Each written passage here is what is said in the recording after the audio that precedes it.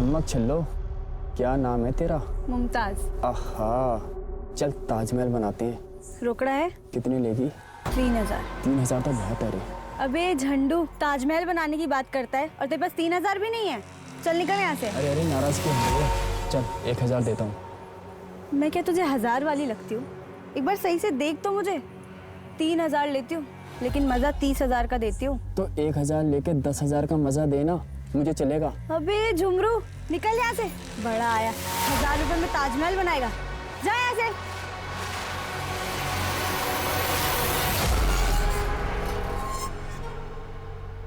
तेरा बाप गांव के मंदिर का पुजारी है ना? देख, तेरे बाप को और प्रेमी को कुछ लोगों ने मार डाला।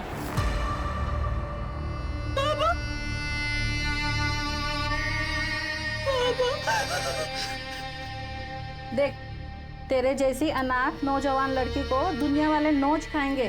खुद से धंधे पे बैठ जा और रुआब से कमा और मर्दों को अपनी उंगली पे नचा।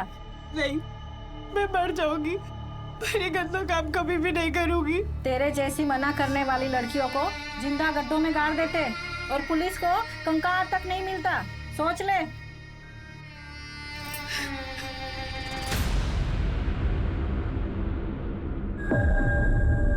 कितना लेगी? 5000। उस दिन तो 3000 में आई थी। तो उस दिन बाइक पे आया था ना, आज कार में आया है, इसलिए 5000। चल ठीक है, आप बैठ।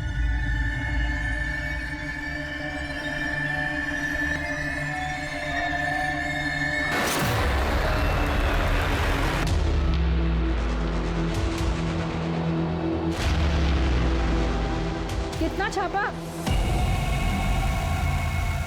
5000 पे गई थी लेकिन इतना खुश कर दिया कि 7000 ले आई। ए जुग जुग जियो मेरी बच्ची, बड़ा अच्छा हुनर पाया है तूने।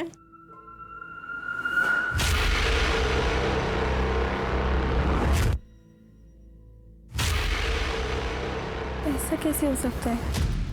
वो तो उसे तुम लोगों ने। क्या बड़बड़ा रही है? देख, तेरा पुराना सेठ आ गया। इस समय? अरे बीवी से झगड़ा हुआ होगा, तेरे पास आके दिल हल्का करेगा। जा, क्या होता है? जाके सेठ का दिल बहला।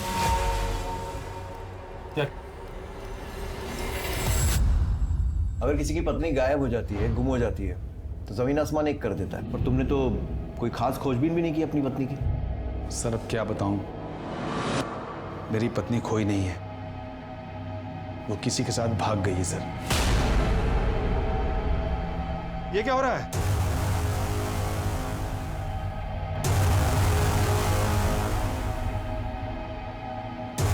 पूजा, ये क्या हो रहा था? पूजा, पूजा गलत है ये। तुम मेरी बीवी हो, मेरे बच्चे की माँ हो। मजे से मिलना जुलना बंद कर दो। पूजा, मैं तुमसे बात कर रहा हूं। तुम देखो, हम लोग एक नई शुरुआत करते हैं, दूसरे शहर में जाकर रहते हैं। पूजा, मैंने उन्हें समझाने की बहुत कोशिश की लेकिन वो नहीं मानी। अंत में एक लेटर लिखकर घर के सारे गहने लेकर वो अजय के साथ भाग गई। वो लेटर है आपके पास? लेटर तो जला डाला है सर। जब पूजा गायब हुई तब चिंटू कहाँ था? अपने मामा के यहाँ था सर। समझिए, चिंटू को मामा के यहाँ भेजा, फिर पूजा और उसके प्रेमी को मार दिया और दोनों को अपने ही घर में दफन कर दिया। उसके बाद पूजा के गायब होने का नाटक किया और फिर बिना नोटिस दिए घर छोड़कर शहर छोड़कर चले गए। उस घर में मिले दोनों कंकाल पूजा और उसके प्रेमी अजय के ही हैं, है ना? सर मैंने उन्हें नहीं मारा है और ना ही उन्हें दफनाया है। अभी भी टाइम है, सच सच बता दे। सर मैं सच कह रहा हूं, मैंने कुछ नहीं किया, किसी को नहीं मारा है मैंने।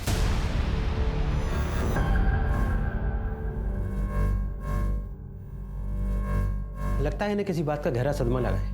मैं कुछ दवाइयाँ लिख देता हूँ, लेकिन अगर इनके मन से डर नहीं गया तो उन्हें ठीक होने में वक्त लगेगा।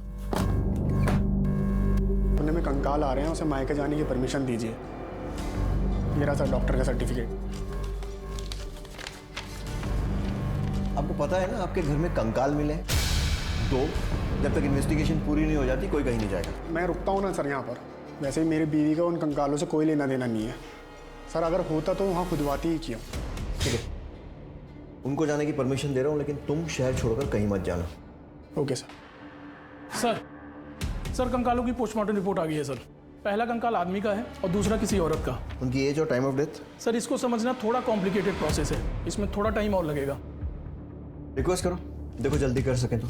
सर, उस बिल्डिंग के पुराने रिकॉर्ड्स मैंने अच्छे से चेक कर लिए। 15 साल पहले वो बिल्डिंग जब बन रही थी तब 2 बार स्लैब गिरा था। फिर उसके कुछ ही दिनों बाद एक मजदूर और उसकी बीवी की कंस्ट्रक्शन साइट से मिसिंग होने की रिपोर्ट बाकी के मजदूरों ने लिखवाई थी, और फिर उसके कुछ ही दिनों बाद उन लोगों ने मिसिंग कंप्लेंट वापस भी ले ली थी।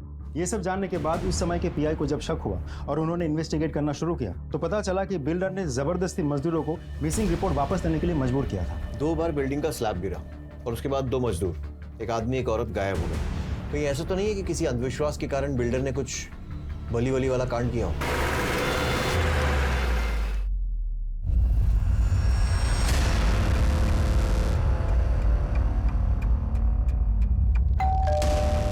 नालंदा सोसाइटी, वो बिल्डिंग आपने ही बनवाई थी ना? जब वो बिल्डिंग बन रही थी 2 मजदूर गायब हुए थे वहां से, एक आदमी और एक औरत। और अब जो कंकाल मिला है वो भी एक आदमी और एक औरत का ही है। मामला सामने ना आ जाए इसलिए आपने अपने मजदूरों पर प्रेशर डाला था और उन्होंने कंप्लेन वापस ले ली थी, है ना? जी नहीं सर, पुलिस कंप्लेंट की वजह से मेरी बिल्डिंग का काम रुका पड़ा था और जिसकी वजह से मेरा बहुत नुकसान हो रहा था। फिर मैंने किसी तरह मजदूरों को समझा बुझा करके कंप्लेंट वापस करने के लिए मनाया। अपने गायब मजदूरों का नाम बता दीजिए। इतना पुराना रिकॉर्ड कौन रखता है सर? ये मजदूर हैं, कहीं 2 पैसा अधिक मिला यहाँ काम छोड़ के वहाँ चले जाते हैं। जब वो बिल्डिंग बन रही थी तो 2 बार उसका स्लैब गिरा था। कहीं ऐसा तो नहीं अंधविश्वास के कारण उन दोनों की नरबली दे दी गई हो? अरे सर, मैं धर्म कर्म करने वाला पंडित व्यक्ति हूँ और मैं बिल्डिंग का फाउंडेशन खुद खड़े रह करके वहाँ पर बनवाता हूँ और मेरी बिल्डिंग में ऐसा कांड हो ही नहीं सकता। आपकी बिल्डिंग में क्या कांड हुआ है और कैसे कैसे कांड हो सकते हैं वो हम पता लगा लेंगे, लेकिन एक बात ध्यान रखिए, अगर ये पता लगा ना कि इसमें आपका जरा सा भी हाथ है, आपकी खैर नहीं। सर चोरत पुलिस स्टेशन से खाई में गिरी कार और मिसिंग डेड बॉडीज की फाइल आ गई है। करेक्ट, मनीष मिश्रा की गाड़ी खाई में गिरी थी और कार में मनीष और मीना की चप्पलें मिली थी, लेकिन दोनों की डेड बॉडीज नहीं मिल पाई थी। और भूषण मनीष का बिजनेस पार्टनर था और मनीष के मरने के बाद सारा का सारा बिजनेस भूषण के नाम हो गया। मार क्यों रहे साहब? जिस फ्लैट में कंकाल मिले थे उसके ऊपर पहले फ्लोर पे भूषण रहता है, जानता है उसे? हाँ साहब। भूषण उस फ्लैट में गया था जहाँ कंकाल मिले थे कभी भी? याद नहीं साहब। देख, केस उलझता जा रहा है और मेरा दिमाग भी। सच बता और जल्दी बता। याद आया साहब, एक बार भूषण को अपने घर फर्नीचर का काम करवाना था तो उसने अपने बीवी बच्चों को 8 दिन के लिए मायके भेज दिया और अपना सारा सामान नीचे फ्लैट पे शिफ्ट किया। मैंने चाबी दी थी। अब बता रही है, कब दी थी चाबी? परेश जी के फ्लैट छोड़ने के बाद और पंकज जी के फ्लैट लेने से पहले। परेश ने नवंबर 2014 में फ्लैट छोड़ा था और पंकज ने जनवरी 15 में फ्लैट लिया था, तो दिसंबर 2014 में फ्लैट खाली था, तब दी थी चाबी? हाँ साहब।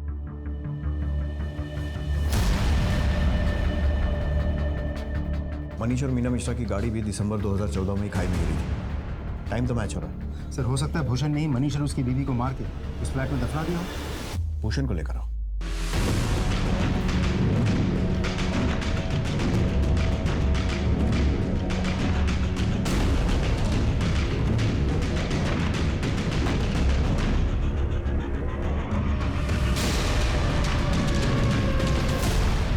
सर, बस भूषण बिना किसी को कुछ कहे गायब हो गया। उसका फोन भी स्विच ऑफ आ रहा है। कि भूषण उन कंकालों के बारे में कुछ ना कुछ तो जरूर जानता है। अपने सारे खबरियों को एक्टिवेट करो और सारी पुलिस थानों में उसकी फोटो भेजो सर, और उसका मोबाइल भी सर्वेलेंस पे डालो सर। हेलो जय हिंद सर, आपके एरिया पे बाईपास रोड पर एक डेड बॉडी मिली है। क्या?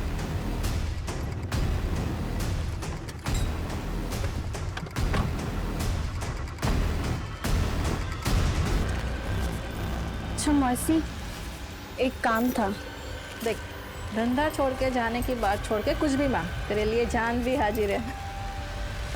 अच्छा मौसी, वो जो शबनम के साथ लड़का था, ऐसा लगा कि मैंने उससे कहीं देखा है। शायद मेरे ही गांव का था।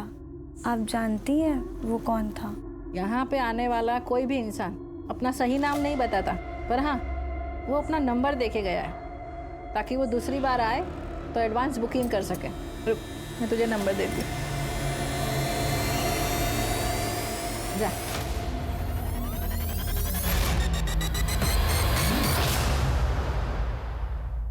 हेलो सुनील। रचना। सुनील तुम जिंदा हो? मुझे लगा तुम्हें तो डकैतों ने। मुझे तुम्हारे प्यार और दुआओं ने बचा लिया रचना। तुम कहाँ हो सुनील? मैं तुमसे मिलना चाहती हूँ। मैं भी तुमसे मिलना चाहता हूँ, तुम जल्दी आ जाओ। मैं तुम्हें अभी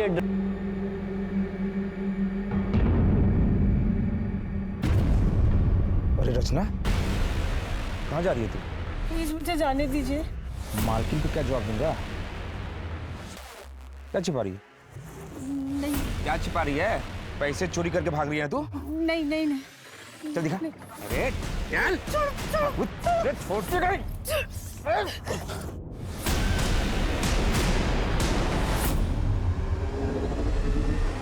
ये चोरी करके भाग रही है।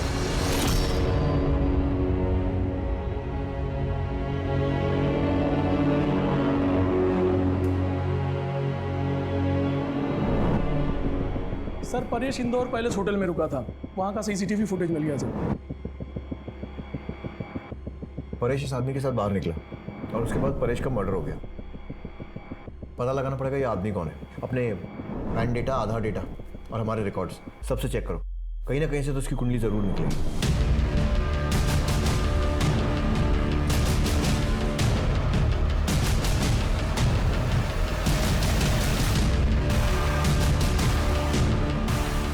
पहचानते हो?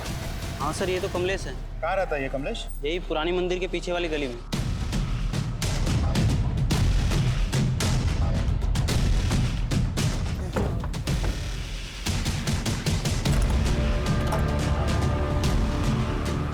सुनो जरा, इधर आओ। जी, कमलेश इधर रहता है? हाँ। घर पे तो ताला लगा हुआ है, कहाँ गया वो? नहीं पता। नंबर है उसका? हाँ सर। नंबर ले लो। Okay sir.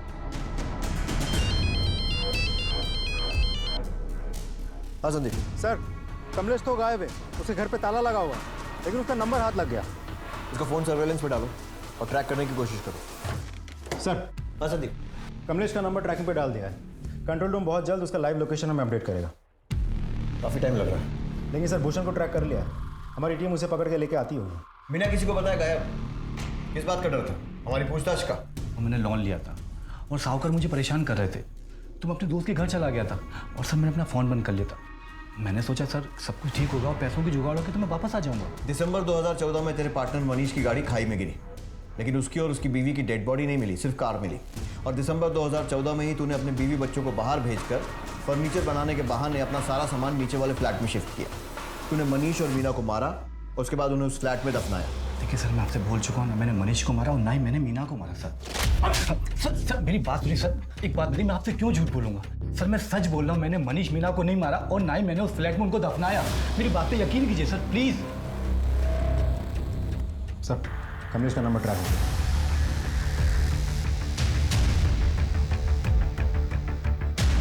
सर, कमलेश का मोबाइल लोकेशन इसी एरिया में दिखा रहा है। जीपीएस ट्रैक करते रहो।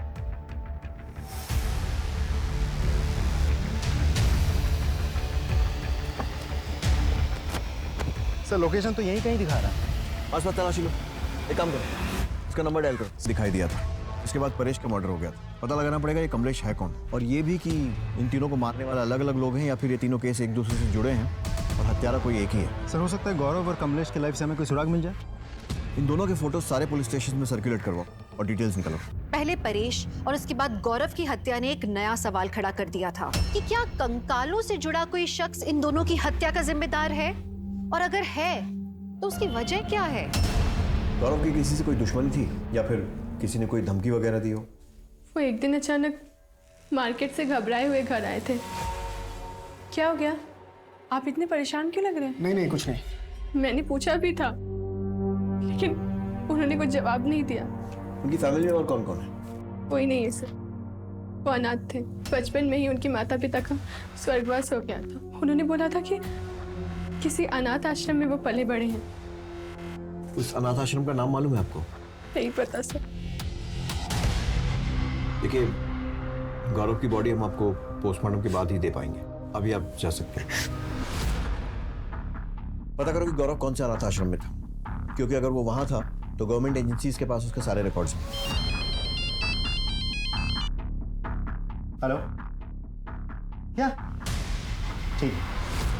सर एक इंटरेस्टिंग इन्फॉर्मेशन हाथ लगी है।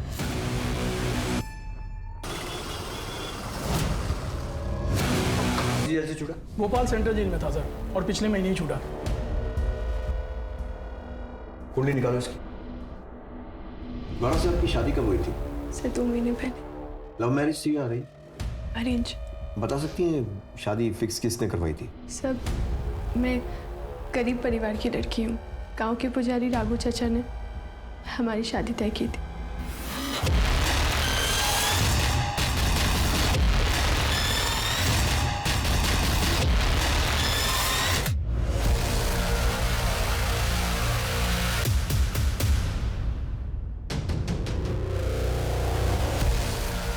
चलिए चलिए चल शुरू हो जाए। बताता हूँ सर, बताता हूँ मैं। सर मेरे और मेरे पिता की मंदिर की संपत्ति पर काफ़ी सालों से नज़र थी। मेरे ताऊ और उनकी बेटी हमारे रास्ते का रोड़ा बनी हुई थी।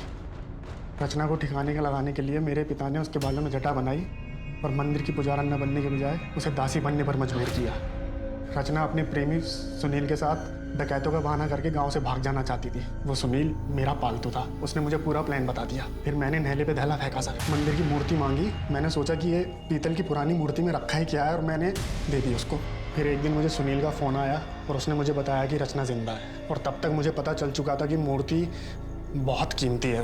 मैंने सोचा कि शहर जाके रचना को ख़त्म भी कर दूंगा और सुनील से अपनी मूर्ति भी वापस ले लूँगा। वहाँ शहर में सुनील परेश शाह के घर में नौकर था। घर में कोई नहीं था और वहाँ पे टाइल्स का काम चल रहा था, और सुनील ने रचना को फ़ोन करके बुलाया और मुझे सौंप दिया।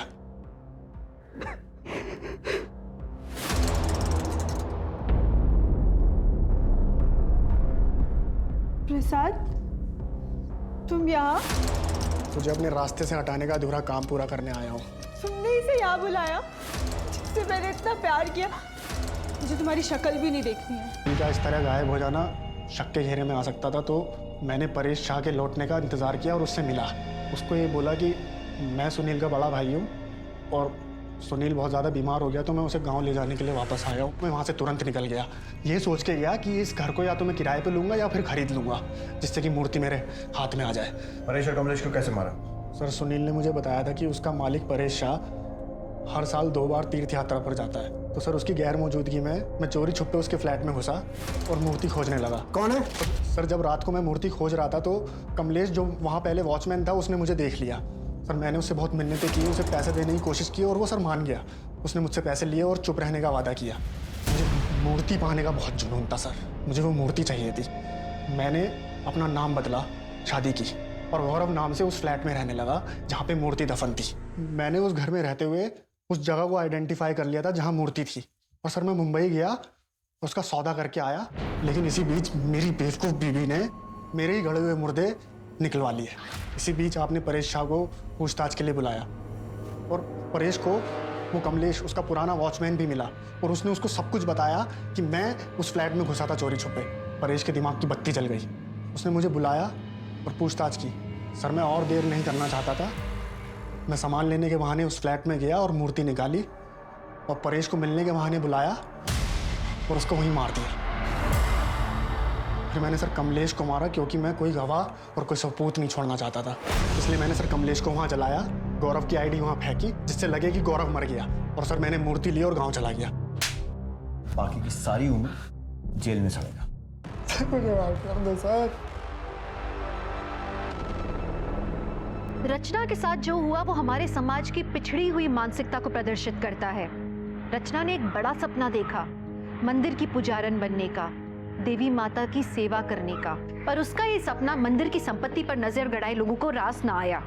उन्होंने रचना को जिस्म फरोशी के कीचड़ में धकेल दिया। कागा सब तन खाइयो, चुन चुन खाइयो मांस, बस ये 2 नैना मत खाइयो, इन्हें पिया मिलन की आस। रचना की हिम्मत जैसे पूरी तरह से टूट चुकी थी, लेकिन अपने पुराने प्यार से मिलने की उम्मीद ने उसमें एक नए जोश का संचालन किया।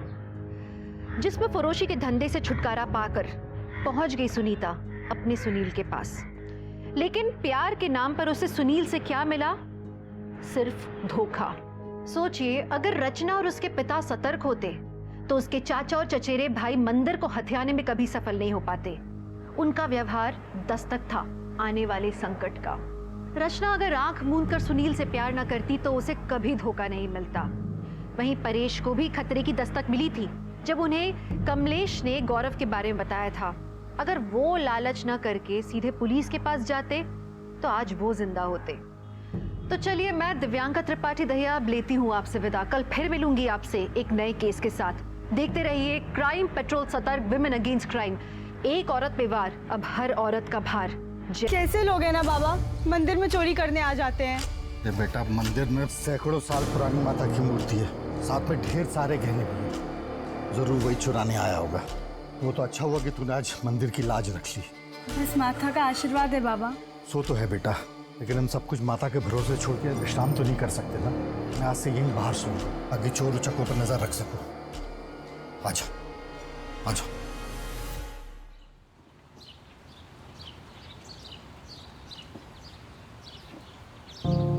शहद, बेटा शहद देखा क्या? अरे बाबा, ये क्या कर रहे हैं? पहले तो दूध से अभिषेक, फिर शहद और फिर जल से अभिषेक। बेटी उम्र हो चली है इसलिए कभी कभी भूल हो जाती है, लेकिन हाँ संतुष्टि एक बात की है कि मेरी बेटी का हाथों इस मंदिर की परंपरा, अनुष्ठान, शास्त्र विधि अनुसार बिना रोक टोक के चलता रहेगा। बेटी के हाथों में नहीं, मेरे बेटे के हाथों में।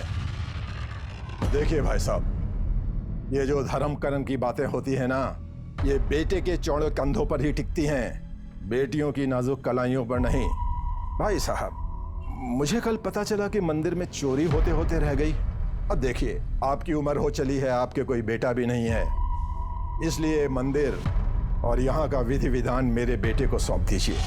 कल आपके और मेरे बाद मेरा बेटा ही तो इस सब का उत्तराधिकारी होगा। और बेटी का कोई अधिकार नहीं। बाबा पुरोहित खानदान के बड़े बेटे हैं और उनकी बेटी होने के नाते मेरा अधिकार है इस मंदिर में पूजा करने का। मैं बनूंगी यहाँ की पुजारन। दिमाग खराब हो गया है तेरा? ये हमारी परंपराओं के विरुद्ध है। तो ये परंपराएं बदलनी होंगी। जब एक औरत को देवी बना के उसे पूजा जा सकता है, तो एक औरत पुरोहित बन के पूजा क्यों नहीं कर सकती? देखो रघु, ऐसा कहाँ लिखा है कि एक औरत मंदिर की पुजारी नहीं बन सकती? समाज में बदलाव आ रहा है, तो मंदिर में भी सही। जो भी हो, हमारे इस मंदिर में ये सब नहीं होगा। क्षमा कीजिएगा चाचा जी, छोटा मुंह बड़ी बात, लेकिन आप परंपराओं की दुहाई देकर इस मंदिर की संपत्ति पर अपना अधिकार जमाना चाहते हैं। ये मंदिर और इसकी संपत्ति किसी एक की नहीं, बल्कि पूरे गांव की है। मैं आपके षड्यंत्र को कभी भी सफल नहीं होने दूंगी। पापिन है तू। क्या है कि इस मंदिर की उत्तराधिकारी रचना ही होगी। बड़ी खुशी की बात है। यशस्वी भव। बेटा, ये बालों में क्या लगाया है? अरे ये तो जटा है। जटा? पता नहीं बाबा, कब से तेल लगा के सुलझा रही हूँ, पर ये सुलझ ही नहीं रही है। और ये सुलझेगी भी नहीं। ये जटा है, जटा देवी माता का संकेत है। संकेत? कैसा संकेत? भाई साहब, इतने भोले भी मत बनिए। बालों में जटा होने का मतलब होता है कि देवी ने संकेत दिया है कि ये लड़की देवी के मंदिर में दासी और सेविका बनकर रहेगी, पुजारन बनकर नहीं। नहीं नहीं, किसी ने जानबूझ के कुछ लगा दिया होगा। कल तो बालों में कोई जटा नहीं थी। देखो सरपंच जी, भाई साहब ने तो देवी के संकेत को मानने से मना कर दिया। अगर आप भी देवी के संकेत को मानने से मना कर देंगे तो जानते हैं क्या होगा? प्रलय हो जाएगी गांव में, देवी का कोप हो जाएगा, खेत खलियान जल जाएंगे, नदी नाले सूख जाएंगे, सब कुछ नष्ट हो जाएगा देवी के श्राप से। आप सही कह रहे हैं। सुना भाई साहब, अब अगली पूर्णमासी के दिन आपको अपनी बेटी का इस गांव के मंदिर को दान करना होगा। ये सब अंधविश्वास है सरपंच जी। सरपंच जी, आप ही न्याय कीजिए। पुजारी जी, अब रचना को इस मंदिर की सेविका और इस गांव की दासी बनकर ही रहना होगा। यही हमारा फैसला है। सरपंच सर, मंदिर की पुजारन बनने के सपने देखने वाली रचना को षड्यंत्रकारियों ने ऐसी जगह पहुंचाया था जहां औरत को इंसान नहीं, भोगने वाली वस्तु माना जाता है। क्या उसके संघर्षों का अंत हो चुका था या एक नए संघर्ष की शुरुआत हुई थी? और सबसे बड़ा सवाल ये था कि शहर के रिहायशी इलाके के घर में मिले कंकालों का इनसे क्या संबंध था? ऐसे कई सवालों का जवाब मिलना अभी बाकी था। सर, ये वही कॉन्ट्रैक्टर हैं जो उस फ्लैट में काम कर रहे थे। मुझे नरेश ने बहुत मारा था, ये देखिए। क्यों? सर वो कह रहा था कि वो खुदाई में कंकाल मिला तो पुलिस को बताने की क्या जरूरत थी? पुलिस को बताने की क्या जरूरत? मिट्टी डाल के उसके ऊपर टाइल्स लगवा के मामला रफा दफा नहीं कर सकता था? अगर तुम्हारी वजह से मैं फंसा ना तो मैं तुम्हें छोड़ूंगा नहीं। साहब मुझे बचा लीजिए साहब, बहुत बहुत मारेगा। आप चिंता मत कीजिए, वो कुछ नहीं कर पाएगा। इन्हें लेकर जाओ, इनकी कंप्लेन लिखो और पट्टी करवाओ। तो नरेश हमसे कंकाल की बात क्यों छुपाना चाहता है? उस मकान का मालिक राकेश, दोबारा बुलाओ उसे। राकेश जी, पिछली बार की खातिरदारी याद होगी आपको? एक सवाल पूछना रह गया था। नरेश के बारे में क्या जानते हो? सर उस एरिया में नरेश की बहुत चलती है। सारे फ्लैट किराए पे वही देता है और कोई भी उसके मार्केट में घुसने की कोशिश करता है तो बखेड़ा खड़ा कर देता है सर और तो और पुराना किराएदार जाने के बाद नया किराएदार आने तक चाबी नरेश के पास ही रहती थी। हाँ साहब, नरेश दिल का काला और नाड़े का ढीला आदमी है। खाली फ्लैट में लड़कियों को बुलाता रहता है। दबंग है, इसलिए उसे कोई कुछ बोलता ही नहीं। कब से काम कर रहे हो यहाँ? साहब 4-5 साल हो गए। कुछ और पता चले तो बताना। जी साहब। सुनिए जी, तो उसकी वजह से उस फ्लैट में तो क्या पूरी बिल्डिंग में कोई किराए के लिए तैयार नहीं हो रहा था। तो तेरे लिए तो अच्छा ही था ना, और लड़कियां लेकर जाता वहां, जैसे उस ग्राउंड फ्लोर फ्लैट में लेकर जाता था। बता, किस किस लड़की को वहां मार के दफनाया? नहीं सर, मैं मानता हूँ कि मैं वहाँ लड़कियों को लेकर जाता था, लेकिन मैंने किसी को मारा नहीं सर। मैं तो वहाँ थोड़े समय के लिए जाता था। तो वहाँ जितने भी लोग लंबे समय के लिए रहते थे, मुझे उनकी पूरी डिटेल्स चाहिए। सब मुँह से आगे तो याद नहीं है, ऑफिस के रिकॉर्ड में सब लिखा है। इसके साथ इसके ऑफिस जाओ और पूरी लिस्ट लेकर आओ। चलो। अभी का किराएदार मुंबई से कब आ रहा है, पता करो। साहब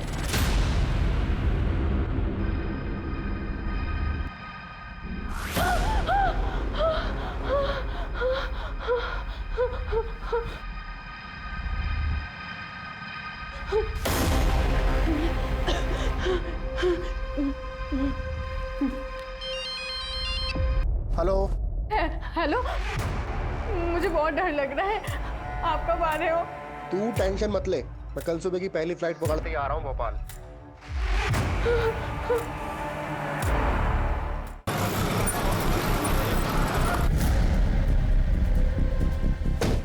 सर, नरेश से किराएदारों की सारी डिटेल्स मिल गई हैं। उस फ्लैट में गौरव और सुनीता से पहले पंकज अपनी बीवी बच्चों के साथ रहता था, लेकिन इसी साल अचानक वो फ्लैट छोड़ के चला गया। सर, पंकज ने ये फ्लैट 2015 में लिया। उससे पहले वहाँ